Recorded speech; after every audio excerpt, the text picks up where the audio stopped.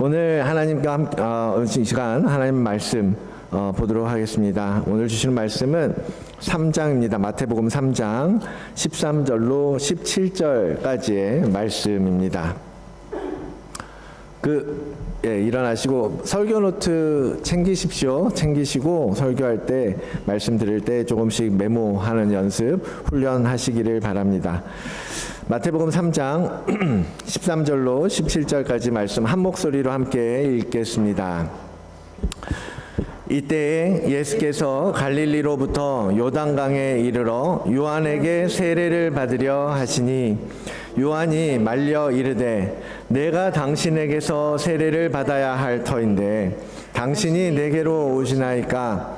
예수께서 대답하여 이르시되 이제 허락하라. 우리가 이와 같이 하여 모든 의를 이루는 것이 합당하니라 하시니 이에 요한이 허락하는지라. 예수께서 세례를 받으시고 곧 물에서 올라오실새 하늘이 열리고 하나님의 성령이 비둘기같이 내려 자기 위에 임하심을 보시더니 하늘로부터 소리가 있어 말씀하시되 이는 내 사랑하는 아들이요 내 기뻐하는 자라 하시니라. 아멘. 살아계신 하나님의 말씀입니다. 오늘 말씀 위에 기도하겠습니다. 하나님, 이 시간에도 주님의 전에서 우리는 말씀의 양식을 먹고자 원합니다. 주님, 우리에게 말씀하여 주시옵소서. 성령님, 우리의 마음에 굳은 것을 푸시고 하나님의 거룩한 말씀이 풀려지고 뿌리 내려지는 은혜가 있게 하여 주시옵소서.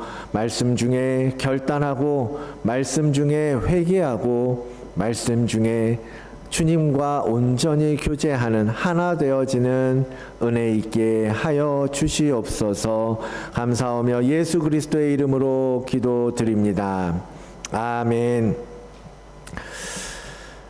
사순절 기간입니다. 이제 네 번째 주일 지나가고 있고 다음 주, 그 다음 주면 종료주일이고 이제 곧 부활절이 됩니다. 아마 큐티 하시는 분들은 마태복음을 이제 쭉 따라가고 계실 거예요. 따라가면서 주님께서 말씀하신 거, 사역하셨던 것, 그리고 십자가를 향해서 나아가시는 주님의 마음, 주님의 모습, 이 부분들을 이제 묵상하고 계실 텐데, 이 사순절이 되어 사순절의 기간 동안 주께서 이 땅에 오시고 주께서 우리를 위하여 십자가 지시고 주께서 우리를 위하여 부활하신 그 이야기, 그 복음을 통해서 날마다 그리스도께 더 나아가는 여러분들이 되기를 원합니다. 그래서 말씀마다 주님께서 깨닫게 하시는 은혜를 구하십시오. 주님께서 오늘 이 말씀을 통해서 무엇을 알기를 원하고 무엇을 깨닫기를 원하시는지 여러분의 삶 속에서 계속해서 주님과 만나는 그러한 일들이 있기를 원합니다.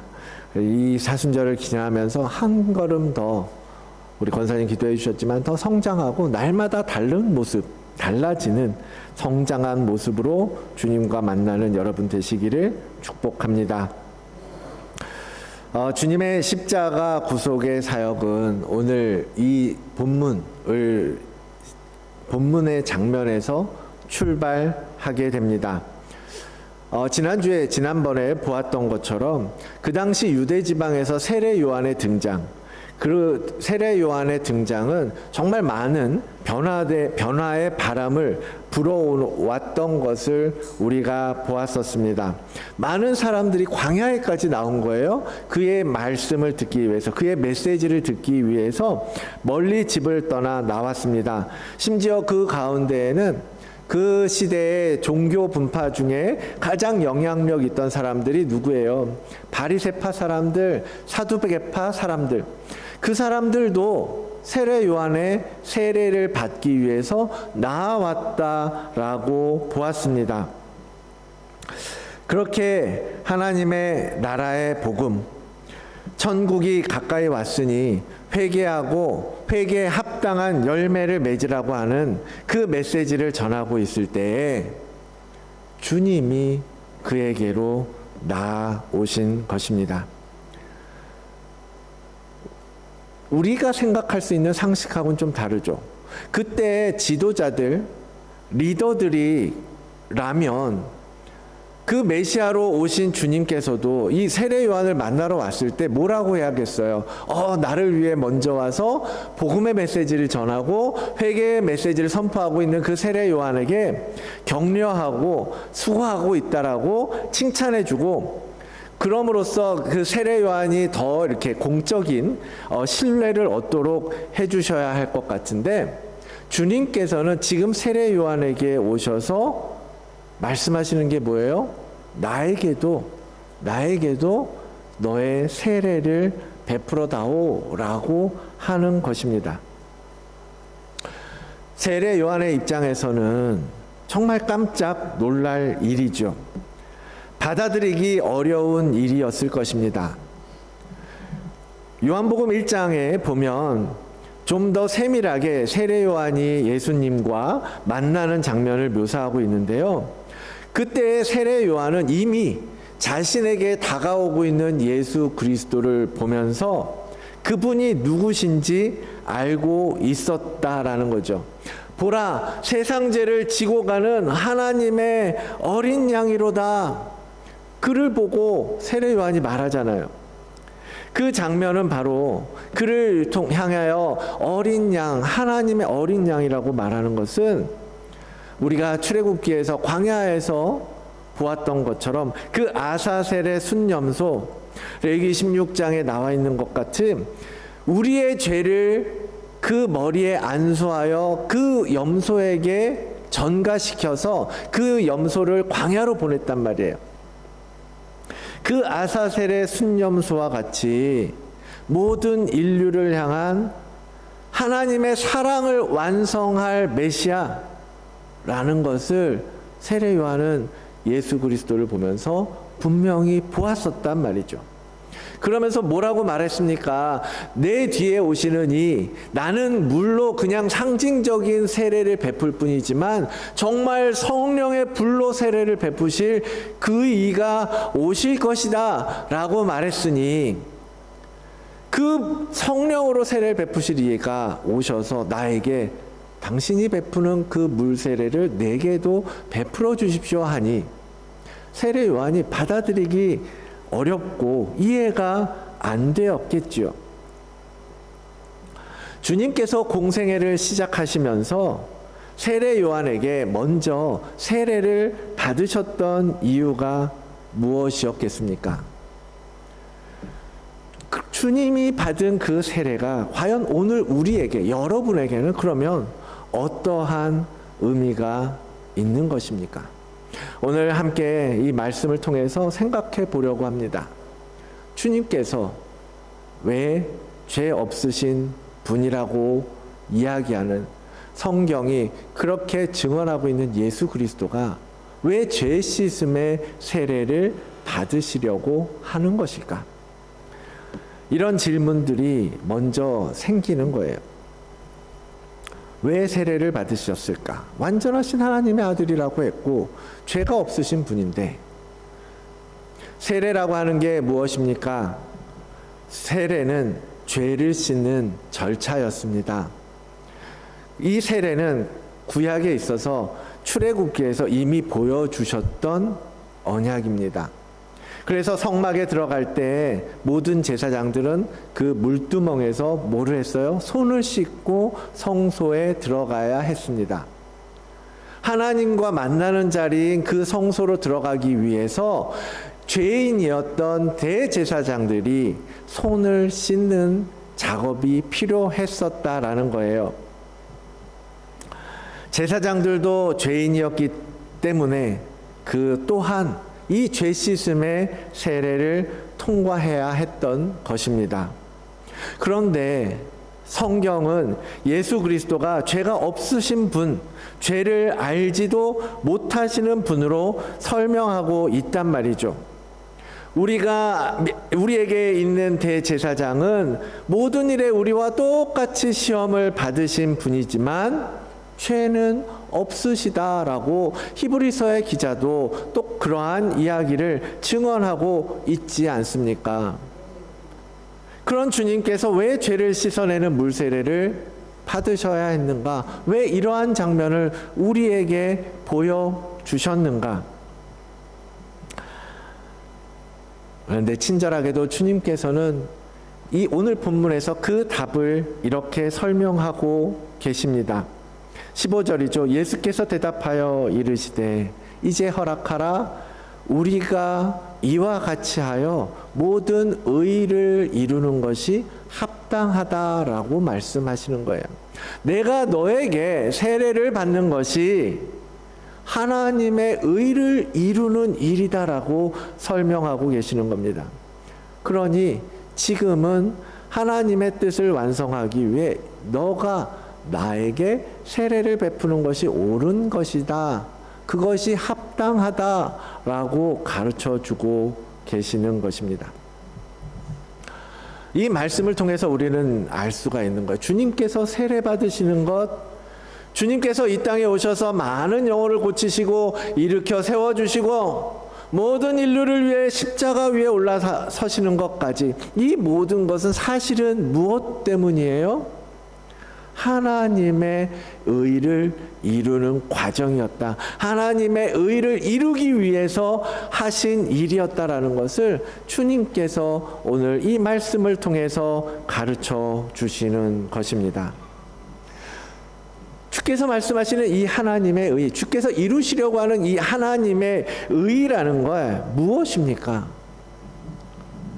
그것은 바로 하나님께서, 죄 없으신 거룩하신 하나님께서 죄덩어리인 우리들을 위해서 우리가 가진 죄는 모두 그 아들에게 덮어씌우고 정작 벌받고 지옥에 가야 할, 죽어야만 할 우리들을 의롭다 하시면서 영원한 하나님의 나라에서 하나님의 통치 아래 하나님이 허락하시는 영원한 생명을 누리게 하시겠다라고 하는 그 하나님의 계획, 하나님의 뜻, 그것이 바로 하나님의 의요, 예수 그리스도께서 이루시려고 하는 일이요, 하나님께서 그 아들을 통해 하시려는 일이었다라는 거예요.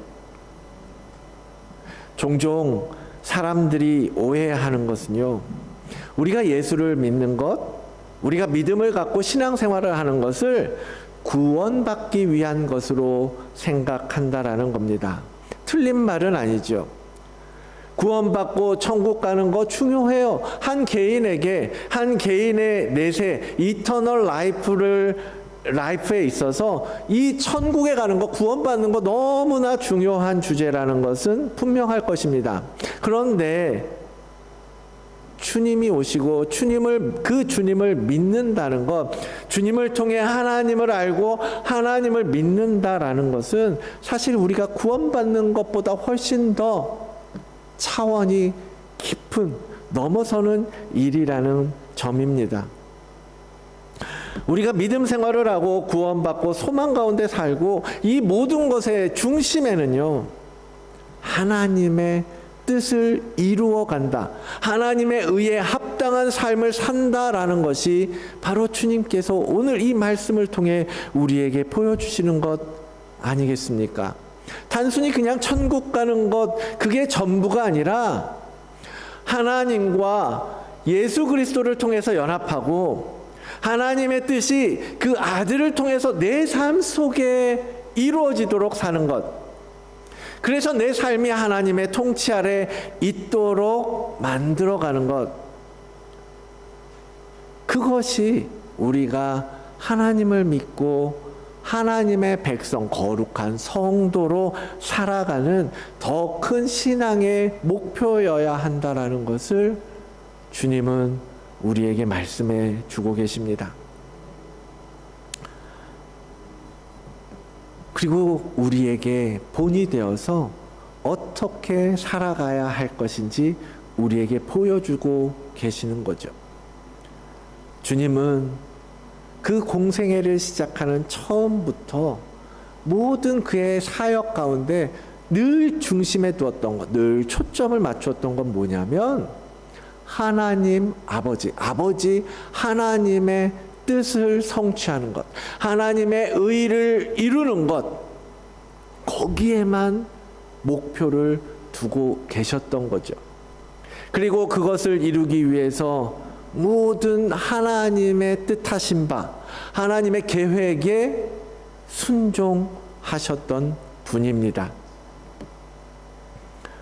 죄 없는 자신에게 이 피조물들인 인간의 모든 죄를 전가하겠다라는 하나님의 뜻, 그 죄를 모두 감싸 안고 고통 속에 나의 하나님이라고 부르짖을 수밖에 없는 그 십자가 위에까지도 주님은 순종하셨습니다. 그래서 죄 없으신 주님께서 지금 그 순종의 첫 걸음으로 세례 요한에게 세례를 받으신 겁니다. 주님께서 이렇게 세례를 받으심으로써 첫 번째, 주님이 우리의 모든 죄를 가져가셔서 스스로 죄 덩어리가 되어 주셨음을 알 수가 있습니다. 고린도후서는 이렇게 말합니다. 하나님이 죄를 알지도 못하시는 너무너무나 순결하고 깨끗하신 그분을 우리를 위하여 대신 죄로 삼으셨다라는 거예요. To be sin이에요. 그냥 sinful이거나 그런 게 아니라 그냥 그 죄 덩어리, 죄 자체가 되게 하셨다라는 거예요. 그리고 두 번째, 그 죄를 씻어내는 세례 작업 뭡니까? 이 세례를 통해서 내가 짊어진 모든 죄가 씻겨져 나갈 것이다. 내 아의 십자가 사역을 통해서 내가 흘리는 피를 통해서 너희의 모든 죄가 깨끗해질 것이다 라는 속죄의 은총을 보여주신 것입니다. 그래서 앞서 주셨던 말씀처럼 뭐예요? 하나님의 뜻을 나는 이룰 것이다. 하나님 아버지 앞에 순종함으로써 나는 하나님께서 기뻐하시는 그 모든 뜻을 성취하는 일에 힘써 나아갈 것이다 라는 것을 분명히 보여주셨어요. 그래서 이 모든 절차를 통해서 너희도 이렇게 나와 같이 살아라, 우리의 믿음의 본이 되어 주신 것입니다. 사랑하는 성도 여러분, 우리 중 대부분은 아마 이미 세례를 받으셨고 이 죄 씻음의 은혜를 입었다라고 확신하고 계실 것입니다. 그 은혜는 이와 같이 하나님의 뜻에 순종하여 세례 받으신 예수 그리스도와 연합함으로써 우리에게 부어진 은혜인 줄로 믿습니다. 그분의 세례에 우리도 함께 세례받게 되는 거죠. 그 연합 안에서 주님께서 보여주신 그 순종을 배우고 따라가며 그리스도 안에서 새 사람으로 새롭게 되는 은혜를 입으시기를 축복합니다. 주님은 아버지의 뜻에 그렇게 순종하셨습니다. 그리고 주님의 말씀대로 세례 요한 또한 그대로 순종했습니다. 처음엔 거부했잖아요. 몰랐어요. 이해가 안 되죠. 내가 왜 당신에게 세례를 내가 어떻게 당신에게 세례를 베풀 수가 있겠습니까? 그건 옳지 않습니다라고 생각했었어요. 그러나 세례 요한은 주님의 말씀을 따라 허락한 것입니다. 잠잠히 순종했어요. 그 결과 그 세례 현장은 놀라운 삼위 하나님의 임재의 자리가 되잖아요. 예수께서 세례를 받으시고 곧 물에서 올라오실 새 무슨 일이 생겨요? 하늘이 열리고 성령이 비둘기같이 내리고 하늘로부터 소리가 있어 성부 하나님께서 선언하시기를 이는 내 사랑하는 아들이요 내 기뻐하는 자라. 많은 사람들이 들을 수 있도록 선포해 주시는 것입니다. 여러분, 이 장면이 상상이 되십니까? 이 삼위 하나님이 함께 계시면서 함께 나타나서 많은 사람들에게 보이신 그 장면. 이 장면은요, 우리 신학에서는 굉장히 중요한 자료라고 이야기합니다. 왜냐하면 세 분 하나님이 동시에 서로 다른 모습으로 등장하고 있기 때문입니다. 아버지 성부 하나님은 소리로 나타나서 당신의 존재를 보여주시죠. 성령 하나님은 비둘기 같은 형체를 가지고 실제로 임하고 있고, 성자 하나님은 세례를 받고 지금 물 위로 올라오고 계시잖아요. 그래서 이 장면을 근거로 삼위 하나님은 사실 한 분이다라고 하는 신학적인 기조가 있었어요. 양태론이라고 말합니다. 그 양태론이라고 하는 이단 교리를 반박하는 중요한 신학 자료로 제공되어졌다라는 거죠. 양태론은 뭐냐면요, 삼위 하나님은 사실은 세 분이 따로따로가 아니라 한 분이시라는 이론이에요. 그런데 그냥 때에 따라 다른 모습으로 나타나서 다른 역할을 하시는 것이다 라고 설명하는 겁니다. 예를 들면 그런 거예요. 아버지가 집에서는 아버지잖아요. 아버지라고 부릅니다. 그런데 그 아버지가 회사에 가면 뭐가 돼요? 사장님이 되고 과장님이 되고 부장님이 돼요.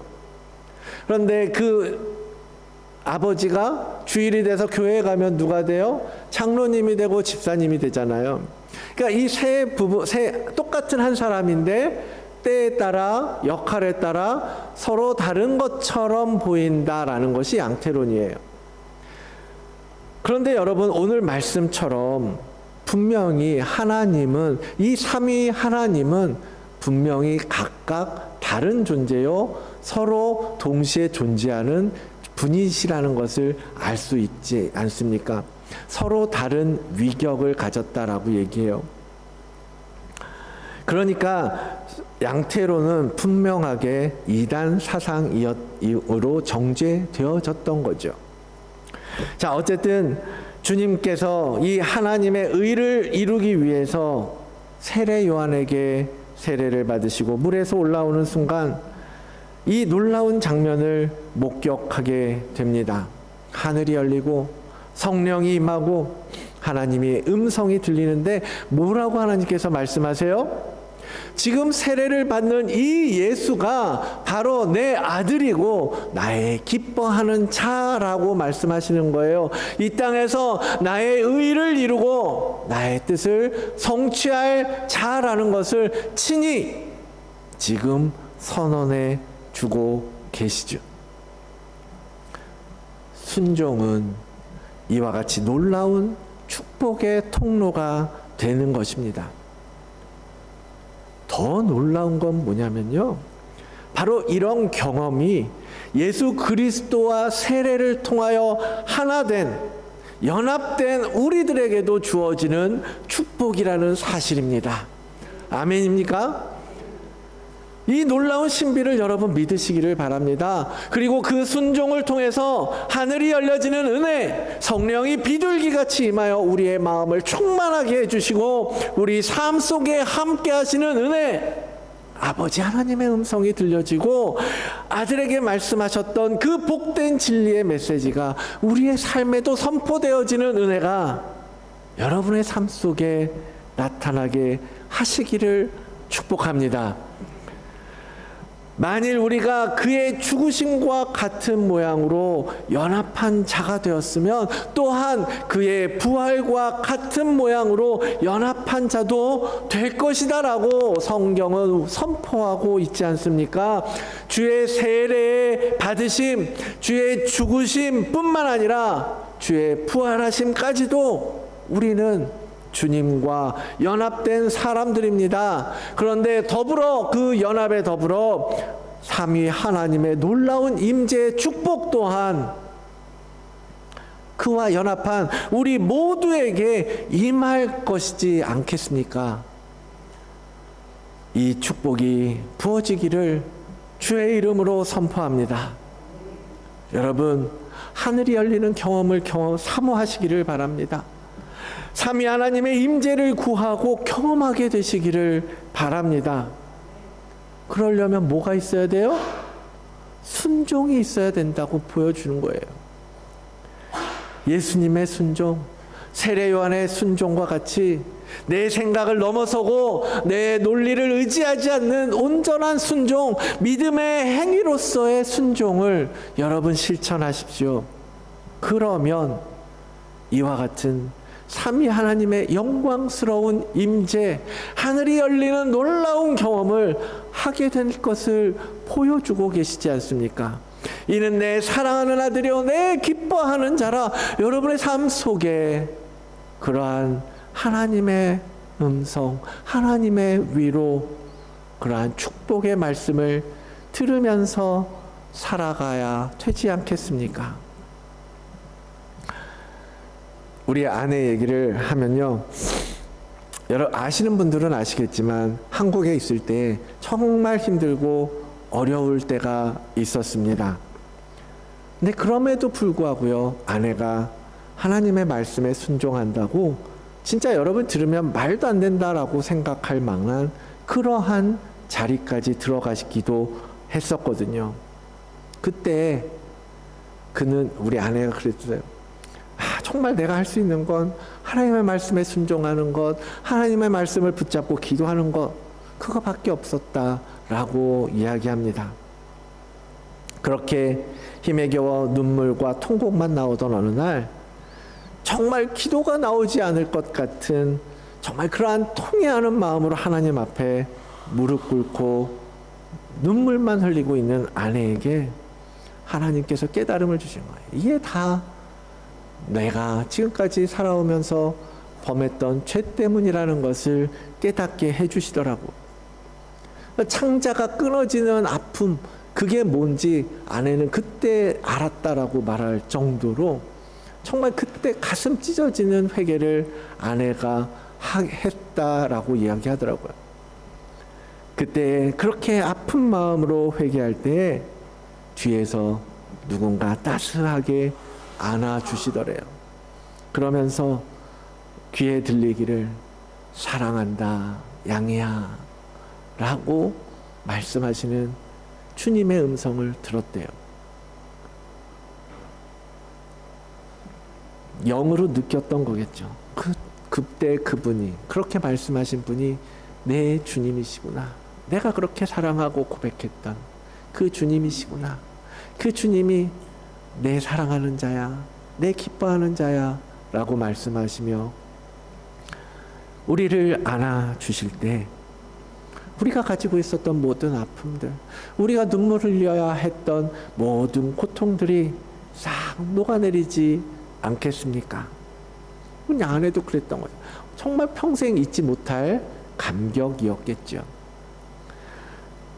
하나님으로부터 그러한 사랑의 고백을 듣는다면 그 아버지의 사랑, 아버지의 그 따스함, 그것이 하나님으로부터 오는 그 따스함을 경험하게 된다면 여러분 영원히 잊지 못할 거예요. 영원히 정말 그 아버지의 그 따스함을 기억하며 살 수 있을 것입니다. 순종은 하늘을 여는 열쇠입니다. 하나님의 음성을 듣고 성령의 충만함을 경험할 수 있는 키는 바로 순종입니다. 순종하는 게 쉽지는 않아요. 이해되지 않는 거, 내 생각으로 받아들일 수 없는 그런 것을 순종하는 거 정말 힘들고 어렵습니다. 그러나 그럼에도 불구하고 순종하기로 결단하고 그 길을 걸어갈 때에 하나님께서 우리를 통해 하나님의 의를 이루시고 삼위 하나님의 임재 가운데 우리는 더 충만한 감격과 기쁨 속에 살 수 있는 것입니다. 사랑하는 다드림 교회 성도 여러분, 주님께서 세례를 받으신 것은 우리도 그와 같이 순종하여 세례 받은 자로 살아가기를 원하시기 때문입니다. 세례는요, 죽음이에요. 사도 바울은 그렇게 말합니다. 우리가 알거니와 우리의 옛사람이 예수와 함께 십자가에 못 박힌 것은 죄의 몸이 죽어 다시는 우리가 죄에게 종노릇하지 아니하려 합니다. 우리의 옛사람이 세례를 통해서 물에 죽고 예수 그리스도의 부활과 함께 그 십자가를 거쳐서 그 부활 생명을 얻게 되는 것, 이제 우리의 옛사람은 십자가에 못 박혔다라고 선언하는 거예요. 이제 다시는 죄의 종으로 살지 않을 것이라고 선포합니다. 하나님의 의를 이루고 뜻을 완성하는 새 사람으로 살 것을 우리에게 선포하고 있는 것입니다.